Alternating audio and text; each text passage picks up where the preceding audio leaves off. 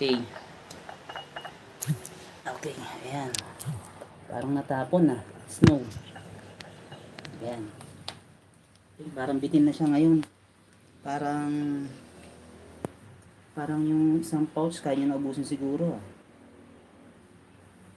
Okay. Naubos niya na agad yung isang ayun, ganun. Kaya tingin ko parang mas masarap to eh. Or gutom na gutom lang siya. Kasi pinakain natin siya pagkagising natin ng maaga. Siguro mga 7 or 8. Ayan. Ayan. Kaya ngayon, tayo nyo, simot na simot. Ayan. Linis na linis. Ayan, naubos niya. Ayan. Yun lang siya kasi hindi kumain. Itong kalahati ay ano muna natin. Tatago muna natin.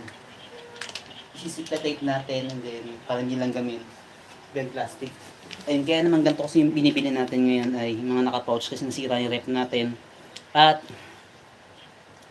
yun nga, masisira sila pag di nakarep kasi kailangan may nakarep. Ayun, pero mas maganda rin yata yung mga nakalata, mas malaki, mas matitipid kayo.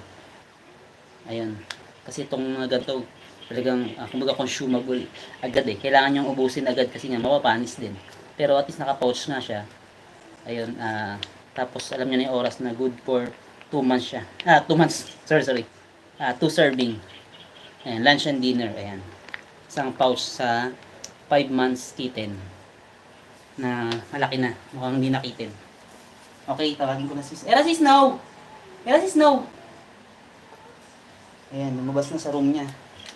Hindi natin alam kung nasa na. Era, baka kumakain na kung ano yun. Snow, baka na. Snow?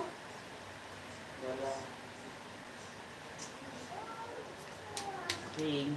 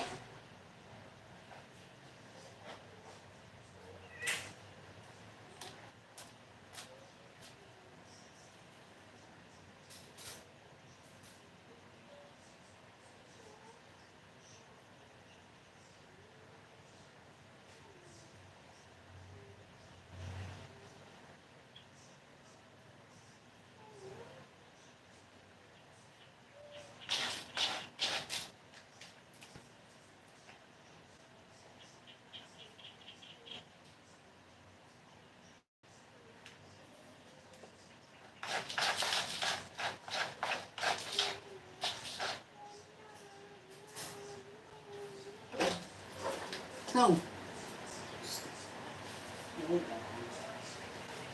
Takas ka ha?